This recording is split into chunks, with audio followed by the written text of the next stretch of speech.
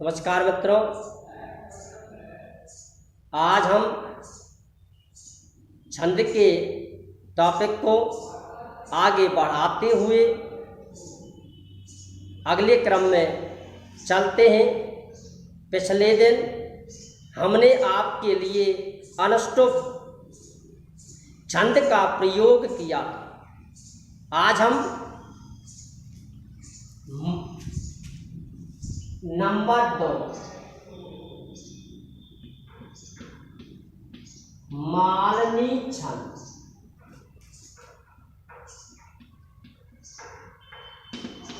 मालनी छंद आपके लिए प्रस्तुत करते हैं। इसका जो लक्षण है वो ये है, नन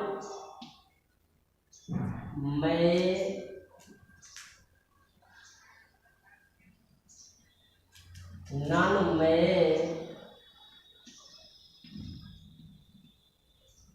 युक्तियम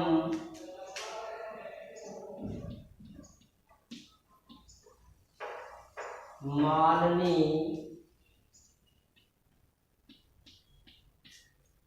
भोगी लोक।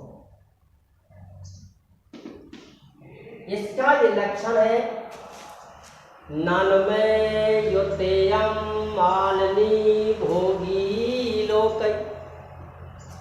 मालनी छंद का नाम है। मालनी किसका नाम है? छंद का नाम है। भोगी, भोग और एक शब्द दिया है इसमें लोक। भोगों की संख्या है 8 और लोकों की संख्या है 7। इस प्रकार से कुल वर्णों की संख्या होती है 15। इसकी सीधी पहचान है, यदि किसी भी छंद के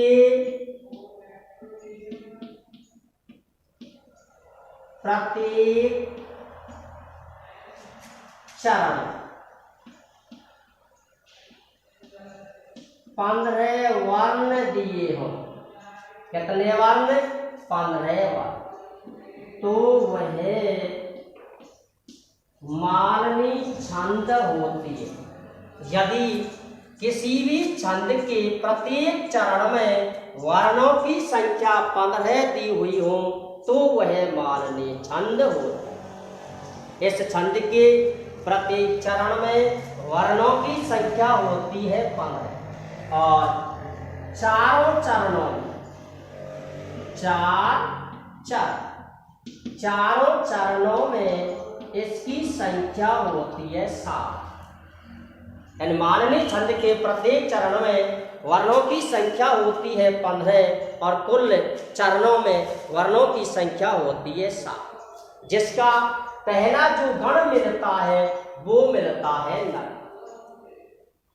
भोगों की संख्या है 8 और लोकों की संख्या है 7। यानी इस संसार में, यानी छंद में जो गणना की जाती है वो वैदिक साहित्य के अनुसार की जाती है। इसके लक्षण में कहीं पर भी एक है, द्वई, त्रि, चतु, पंच, षट, एकादश, विंशति, त्रिंशति, लक्षम, अर्वदम, इस प्रकार से गणना नहीं की जाती है। इस प्रकार की संख्या नहीं दी हुई होती। छंद के प्रत्येक श्लोक में, छंद के लक्षण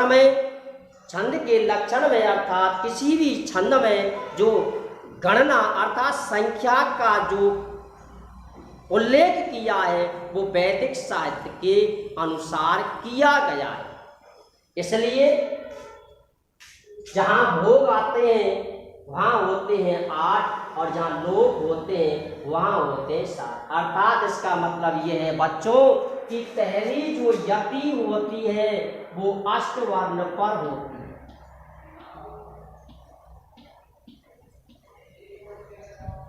पहली जो यति होगी वो अष्टवर्ण पर होगी। दूसरी जो यति होगी वो सप्तवर्ण पर होगी। इसमें यदि का विधान है प्रत्येक श्लोक के अर्थात प्रत्येक छंद के 8वें वर्ण पर, यानी प्रत्येक चरण में 8वें वर्ण पर यति होती है, 7वें वर्ण पर यति होती है।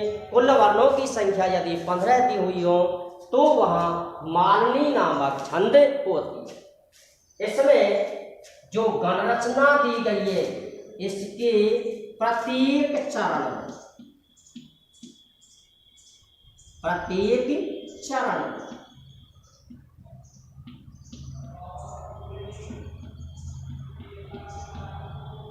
नगण, नगण, मगण, यगण और यगण, इस प्रकार की गणरचना दी हुई होती है। यदि नगण, लगन, यगण, यगण और यगण इस प्रकार की यदि गणरचना दी हुई हो, वर्णों की संख्या 15 हो तो वहां मालिनी नामक छंद होती है। छंद के 2 प्रश्न आते हैं। नंबर 1, पहला जो तरीका है किसी भी छंद का लक्षण वो पूछता है, किसी भी छंद की वो उदाहरण लिखवा। नंबर 2 का जो प्रश्न, जो अगला जो प्रश्न आता है किसी भी क्लास में, किसी भी एग्जाम में, कंपटीशन की प्रत्येक एग्जामों में दूसरा जो प्रश्न आता है वो सीधा होता है, उसकी सीधी पहचान है कि लाइन, यानी किसी भी छंद की वो एक लाइन आपके लिए देता है और उस लाइन में उस छंद का नाम पूछता है। उस लाइन में अर्थात उस पंक्ति में, उस छंद की लाइन में हमें ये देखना है कि यदि वर्णों की संख्या 15 दी गई हो तो वहाँ बिना ही पूछे, बिना ही सोचे, बिना किसी की सलाह से, बिना किसी की सलाह से, बिना यानी बिना किसी चिंता के, किसी भी प्रकार की अपने दिमाग में कोई भी शंका नहीं हो और इस प्रकार से यदि 15 वर्णों की संख्या तुम्हें दिखाई देती है तो वहाँ मालिनी नामक छंद हमें आंसर में लिखना है। बच्चों, यानी छंद जो है वो सबसे प्राचीनतम एक तत्व है। वैदिक साहित्य का सर्वप्राचीन जो तत्व है वो है छंद। यानी छंद का वर्णन वेदों में भी किया है, जो भारतीय संस्कृति का सर्वप्राचीन ग्रंथ है। जब भारतीय संस्कृति का सर्वप्राचीन ग्रंथ है उसमें छंद का उल्लेख किया गया है, तो बच्चों इसमें किसी भी प्रकार की कोई शंका नहीं होनी चाहिए कि छंद जो है वो सर्वप्राचीन एक तत्व है।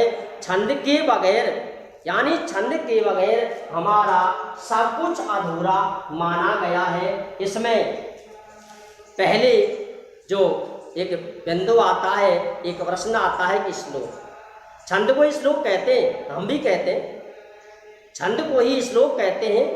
प्रत्येक जीव कहता है, प्रत्येक विद्वान कहता है कि छंद का ही दूसरा नाम श्लोक है।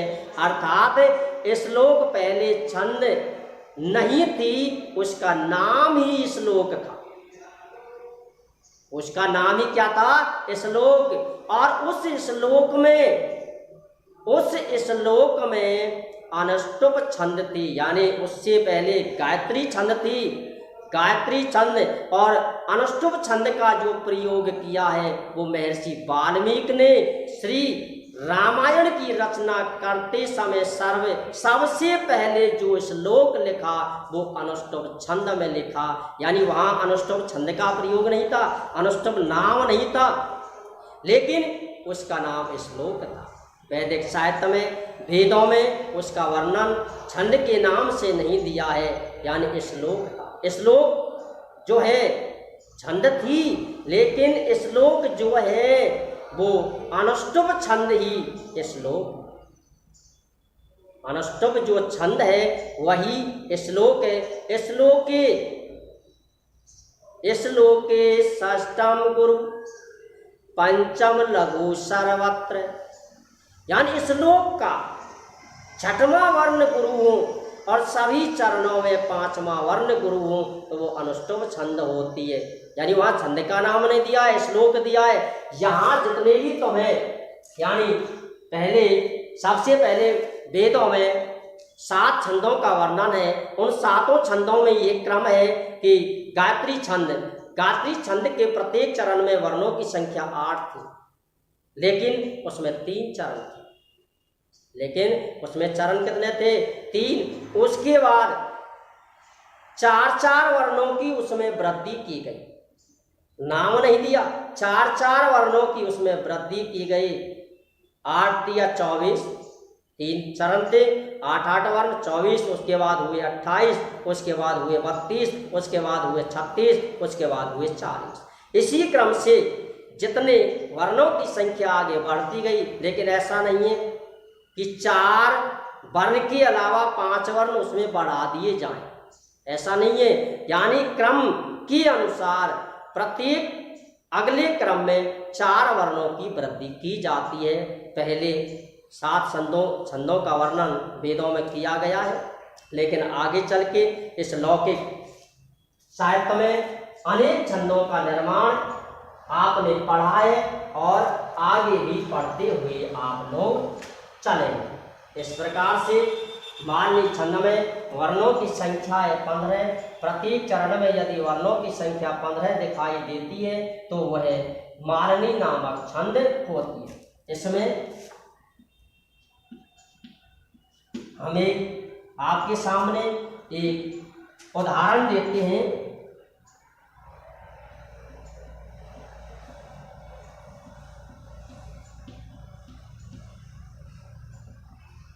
अतुलित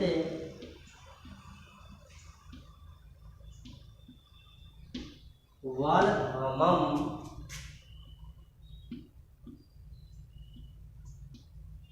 हे सैलाब दे।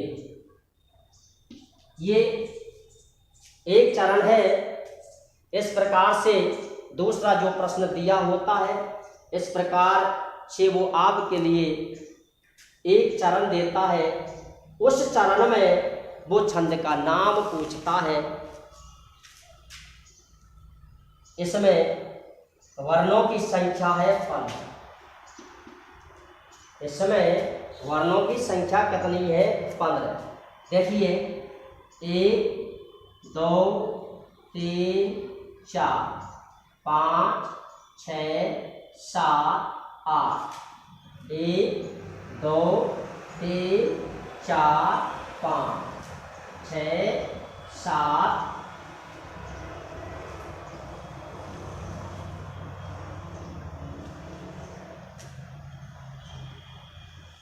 इस प्रकार से वर्णों की संख्या हो जाती है 15। पूरा जो श्लोक है वो ये है। अतुलित बलधामम हेम शैलावदेहम धनुजवन कृशानम ज्ञान नामाग्रगण्यम सकल गुण निधानम वानराणामुधीशम रघुवर वरदूतम वात जातम नमामि। इस प्रकार से इसमें वर्णों की संख्या है 15। मात्र आपसे पूछने का तरीका है, वो छंद का नाम पूछता है तो आपको लिखना है मालनी छंद।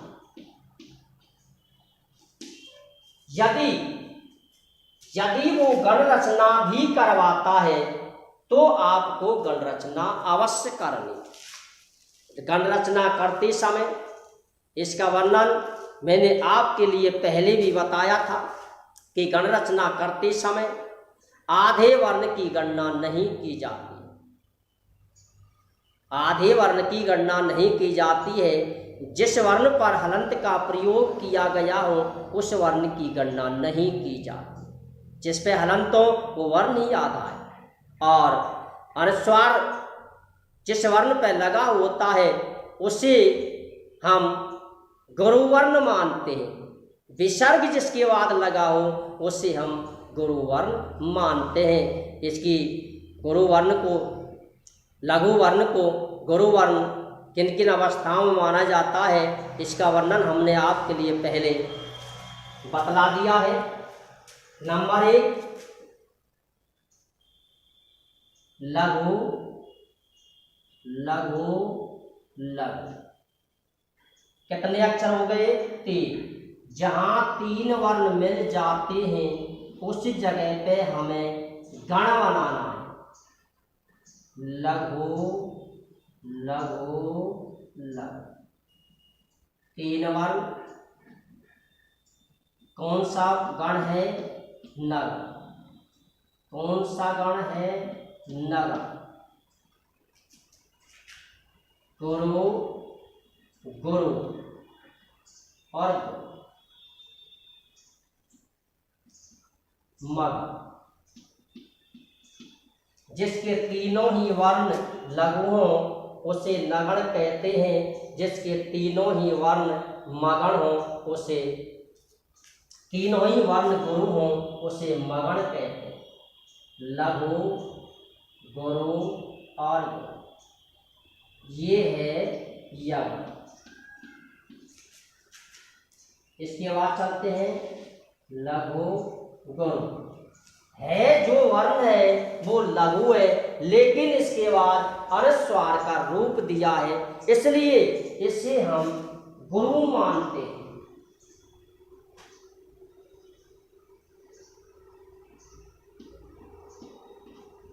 इस प्रकार से इसकी गण रचना हमने आपके लिए कर दी। एक बार इसे फिर से देखते हैं कि जिस छंद के प्रत्येक चरण में वर्णों की संख्या यदि 15 दी हुई हो तो वह मालनी नामक छंद होती है। इस मालनी छंद के प्रत्येक चरण में पहली जो यति होती है वो 8 वर्ण पर होती है, और दूसरी जो यति होती है वह 7 वर्ण पर होती है। भोग का यदि वो अर्थ पूछता है तो आपको लिखना है अष्ट। यदि लोक का यदि वो अर्थ पूछता है तो आपको लिखना है 7। इस छंद के प्रत्येक चरण में वर्णों की संख्या होती है 15, और चारों चरणों में कुल वर्णों की जो संख्या होती है वो होती है 60। गण रचना करते समय पहला गण नगण आता है, इसके बाद भी दूसरा गण नगण आता है, उसके बाद मगण, उसके बाद यगण और उसके बाद यगण। यानी गण रचना आपकी सही होनी चाहिए।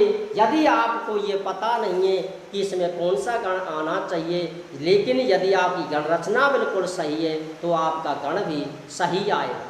लेकिन छंद को जानने के लिए इसमें कोई कठिन नियम नहीं है। छंद को जानने के लिए आपको छंद का लक्षण याद होना अवश्य चाहिए, क्योंकि जिस छंद का लक्षण आपको दिया होता है तो आपकी समझ में कोई भी समस्या, आपके दिमाग में, आपके विचारों में कोई भी समस्या नहीं होगी।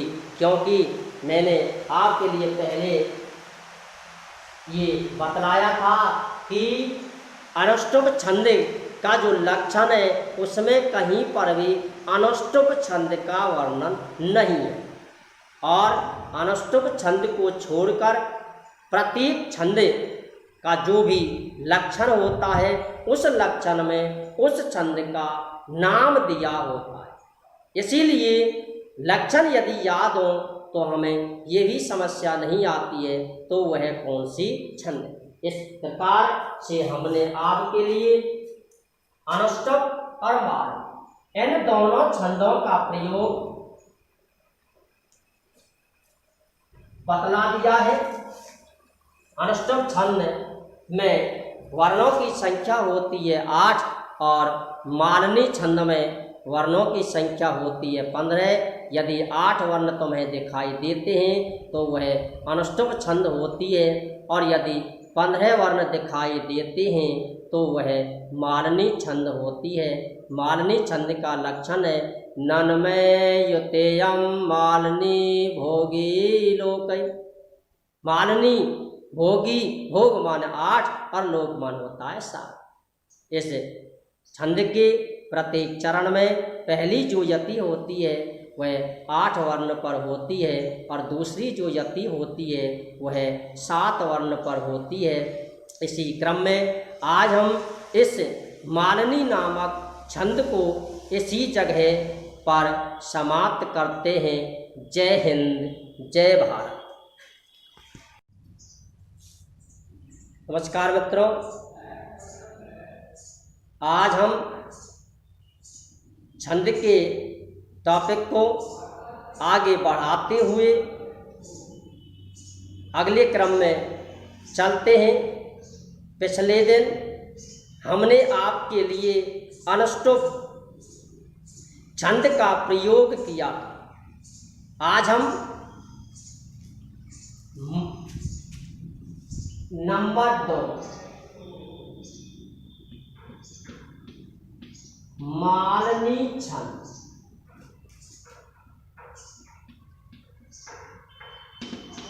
मालनी छंद आपके लिए प्रस्तुत करते हैं। इसका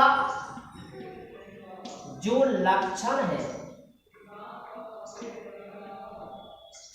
वो ये है नन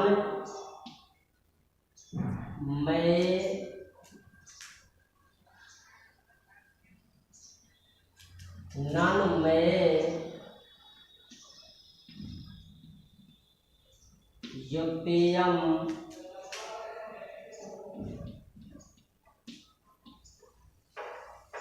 मालनी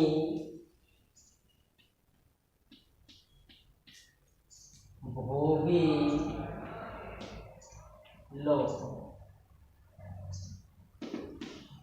इसका ये लक्षण है नन्मय युतेयम मालनी भोगी लोक। मालनी छंद का नाम है। मालनी किसका नाम है? छंद का नाम है। भोगी, भोग, और एक शब्द दिया है इसमें लोक। भोगों की संख्या है 8 और लोकों की संख्या है 7। इस प्रकार से कुल वर्णों की संख्या होती है 15। इसकी सीधी पहचान है, यदि किसी भी छंद के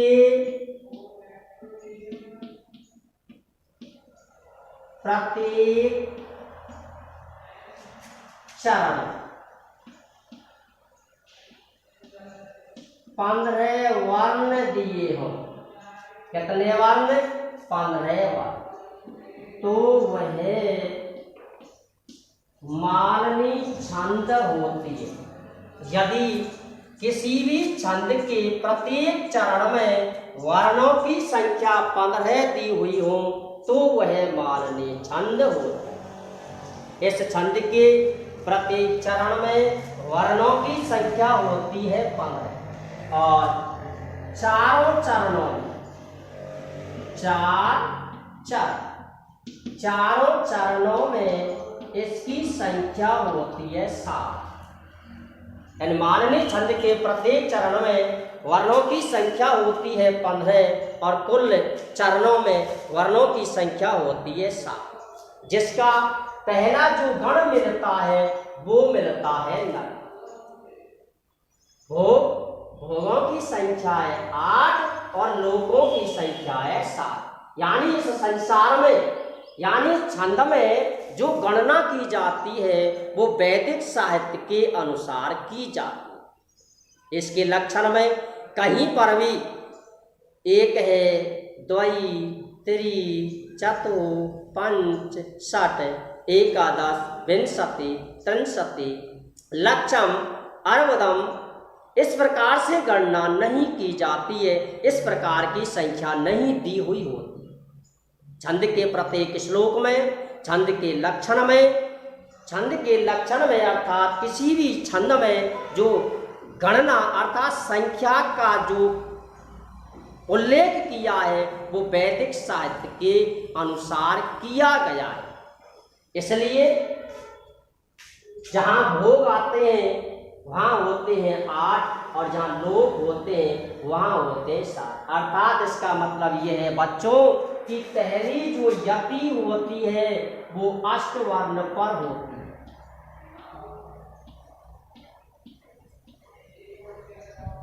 पहली जो यति होगी वो अष्टवर्ण पर होगी, दूसरी जो यति होगी वो सप्तवर्ण पर होगी।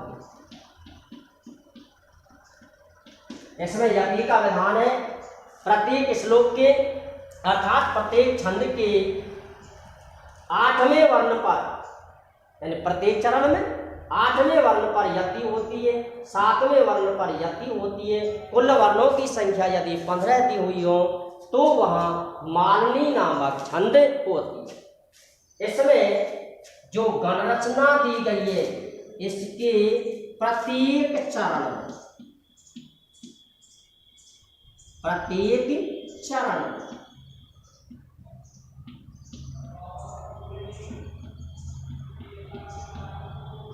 नगण,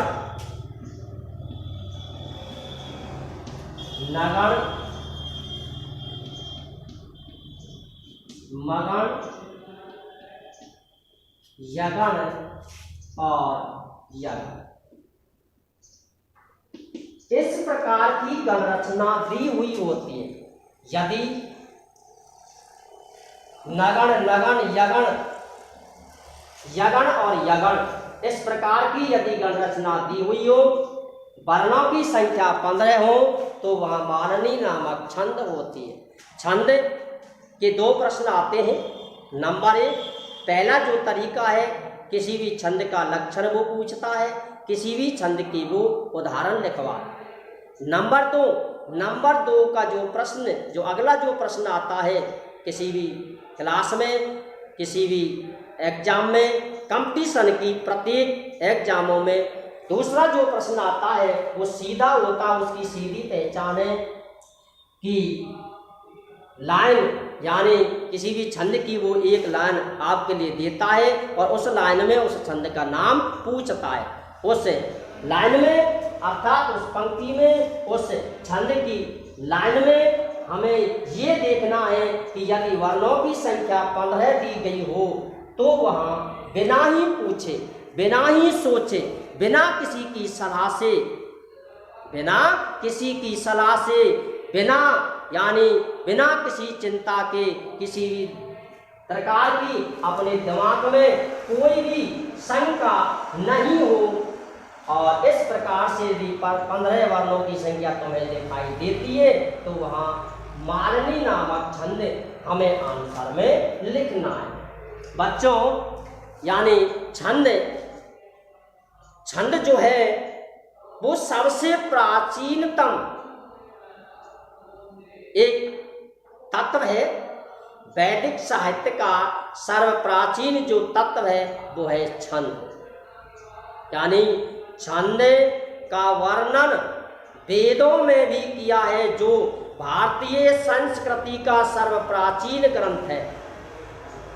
जब भारतीय संस्कृति का सर्वप्राचीन ग्रंथ है उसमें छंद का उल्लेख किया गया है, तो बच्चों इसमें किसी भी प्रकार की कोई शंका नहीं होनी चाहिए कि छंद जो है वो सर्वप्राचीन एक तत्व है। छंद के बगैर, यानी छंद के बगैर हमारा सब कुछ अधूरा माना गया है। इसमें पहले जो एक बिंदु आता है, एक प्रश्न आता है कि श्लोक, छंद को ही श्लोक कहते हैं, हम भी कहते हैं छंद को ही श्लोक कहते हैं। प्रत्येक जीव कहता है, प्रत्येक विद्वान कहता है कि छंद का ही दूसरा नाम श्लोक है। अर्थात श्लोक पहले छंद नहीं थी, उसका नाम ही श्लोक था। उसका नाम ही क्या था? श्लोक। और उस श्लोक में अनुष्टुप छंद थी, यानी उससे पहले गायत्री छंद थी। गायत्री छंद और अनुष्टुप छंद का जो प्रयोग किया है वो महर्षि वाल्मीकि ने श्री रामायण की रचना करते समय सबसे पहले जो श्लोक लिखा वो अनुष्टुप छंद में लिखा। यानी वहाँ अनुष्टुप छंद का प्रयोग नहीं था, अनुष्टुप नाम नहीं था, लेकिन उसका नाम श्लोक था। वैदिक साहित्य में, वेदों में उसका वर्णन छंद के नाम से नहीं दिया है, यानी श्लोक था। श्लोक जो है छंद थी, लेकिन श्लोक जो है वो अनुष्टुप छंद ही श्लोक। अनुष्टुप जो छंद है वही श्लोक है। श्लोके षष्ठम गुरु पंचम लघु सर्वत्र, यानी श्लोक का छठवां वर्ण गुरु हो और सभी चरणों में पांचवां वर्ण गुरु हो तो वो अनुष्टुप छंद होती है। यानी वहाँ छंद का नाम नहीं दिया है, श्लोक दिया है। यहाँ जितने भी तुम्हें, यानी सबसे पहले वेदों में 7 छंदों का वर्णन है। उन 7 छंदों में ये क्रम है कि गायत्री छंद के प्रत्येक चरण में वर्णों की संख्या 8 थी, लेकिन उसमें 3 चरण थे। लेकिन उसमें चरण कितने थे? 3। उसके बाद 4-4 वर्णों की उसमें वृद्धि की गई, नाम नहीं दिया, 4-4 वर्णों की उसमें वृद्धि की गई। 8 या 24, 3 चरण थे, 8-8 वर्ण, 24, उसके बाद हुए 28, उसके बाद हुए 32, उसके बाद हुए 36, उसके बाद हुए 40। इसी क्रम से जितने वर्णों की संख्या आगे बढ़ती गई, लेकिन ऐसा नहीं है कि 4 वर्ण के अलावा 5 वर्ण उसमें बढ़ा दिए जाएं, ऐसा नहीं है। यानी क्रम के अनुसार प्रत्येक अगले क्रम में 4 वर्णों की वृद्धि की जाती है। पहले 7 छंदों का वर्णन वेदों में किया गया है, लेकिन आगे चल के इस लौकिक साहित्य में अनेक छंदों का निर्माण आपने पढ़ा है और आगे भी पढ़ते हुए आप लोग चलेंगे। इस प्रकार से माननीय छंद में वर्णों की संख्या है 15। प्रत्येक चरण में यदि वर्णों की संख्या 15 दिखाई देती है तो वह मालनी नामक छंद होती है। इसमें हम आपके सामने एक उदाहरण देते हैं।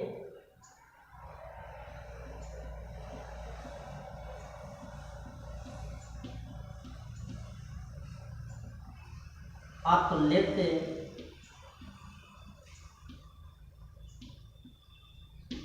वलधमम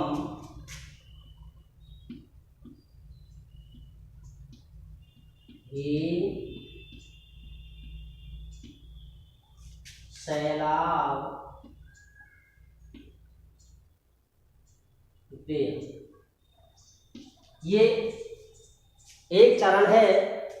इस प्रकार से दूसरा जो प्रश्न दिया होता है, इस प्रकार से वो आपके लिए एक चरण देता है। उस चरण में वो छंद का नाम पूछता है। इसमें वर्णों की संख्या है 15। इसमें वर्णों की संख्या कितनी है? 15। देखिए 1 2 3 4 5 6 7 8। 1 2 3 4 5 6 7।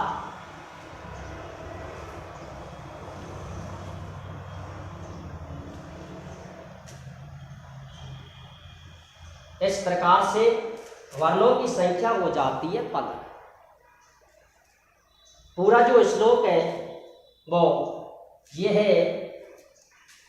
अतुलित वलधामम हेम शैलावदेहम धनुजवन कृशानम ज्ञान नामाग्रगण्यम सकल गुण निधानम वानराणामुधीशम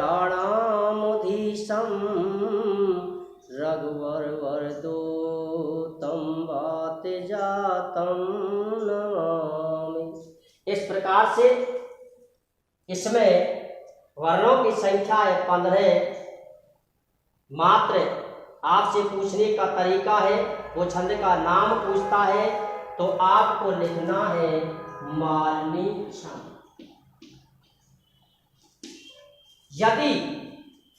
यदि वो गण रचना भी करवाता है तो आपको गण रचना अवश्य करनी। गण रचना करते समय इसका वर्णन मैंने आपके लिए पहले भी बताया था कि गण रचना करते समय आधे वर्ण की गणना नहीं की जाती। आधे वर्ण की गणना नहीं की जाती है।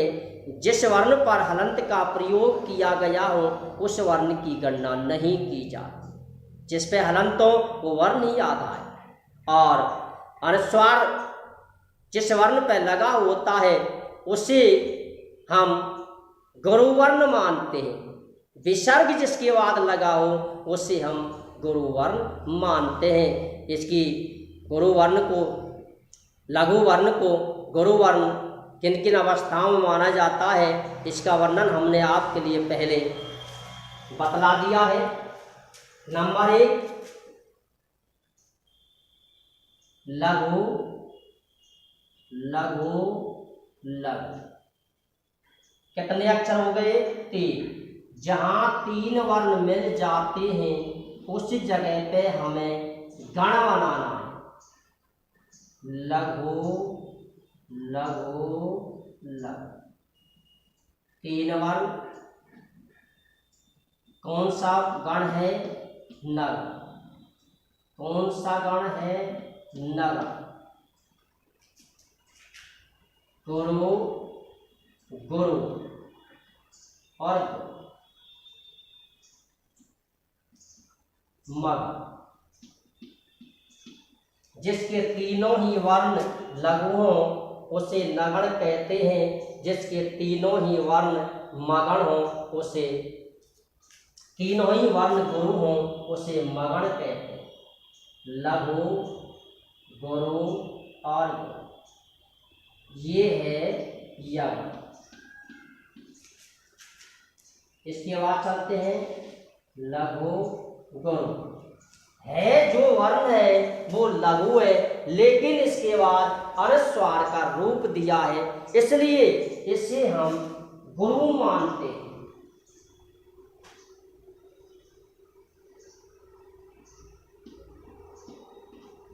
इस प्रकार से इसकी गण रचना हमने आपके लिए कर दी। एक बार इसे फिर से देखते हैं कि जिस छंद के प्रत्येक चरण में वर्णों की संख्या यदि 15 दी हुई हो तो वह मालिनी नामक छंद होती है। इस मालिनी छंद के प्रत्येक चरण में पहली जो यति होती है वो 8 वर्ण पर होती है और दूसरी जो यति होती है वह 7 वर्ण पर होती है। भोग का यदि वो अर्थ पूछता है तो आपको लिखना है आश्रय। यदि लोक का यदि वो अर्थ पूछता है तो आपको लिखना है सा। इस छंद के प्रत्येक चरण में वर्णों की संख्या होती है 15 और चारों चरणों में कुल वर्णों की जो संख्या होती है वो होती है 60। गण रचना करते समय पहला गण नगण आता है, इसके बाद भी दूसरा गण नगण आता है, उसके बाद मगण, उसके बाद यगण और उसके बाद यगण। यानी गण रचना आपकी सही होनी चाहिए। यदि आपको ये पता नहीं है कि इसमें कौन सा गण आना चाहिए, लेकिन यदि आपकी गण रचना बिल्कुल सही है तो आपका गण भी सही आएगा। लेकिन छंद को जानने के लिए इसमें कोई कठिन नियम नहीं है। छंद को जानने के लिए आपको छंद का लक्षण याद होना अवश्य चाहिए, क्योंकि जिस छंद का लक्षण आपको दिया होता है तो आपकी समझ में कोई भी समस्या, आपके दिमाग में, आपके विचारों में कोई भी समस्या नहीं होगी, क्योंकि मैंने आपके लिए पहले ये बतलाया था कि अनुष्टुप छंद का जो लक्षण है उसमें कहीं पर भी अनुष्टुप छंद का वर्णन नहीं है, और अनुष्टुप छंद को छोड़कर प्रत्येक छंद का जो भी लक्षण होता है उस लक्षण में उस छंद का नाम दिया होता है। इसीलिए लक्षण यदि याद हो तो हमें ये भी समस्या नहीं आती है तो वह कौन सी छंद है। इस प्रकार से हमने आपके लिए अनुष्टुप और माल इन दोनों छंदों का प्रयोग बतला दिया है। अनुष्टुप छंद में वर्णों की संख्या होती है 8 और मालनी छंद में वर्णों की संख्या होती है 15। यदि 8 वर्ण तुम्हें दिखाई देते हैं तो वह अनुष्टुप छंद होती है, और यदि 15 वर्ण दिखाई देते हैं तो वह मालनी छंद होती है। मालनी छंद का लक्षण है नन्मय युतेयम मालनी भोगी लोकै। मालनी भोगी, भोग मान 8 और लोक मान होता है 7। इस छंद के प्रत्येक चरण में पहली जो यति होती है वह 8 वर्ण पर होती है, और दूसरी जो यति होती है वह 7 वर्ण पर होती है। इसी क्रम में आज हम इस मालनी नामक छंद को इसी जगह पर समाप्त करते हैं। जय हिंद, जय भारत।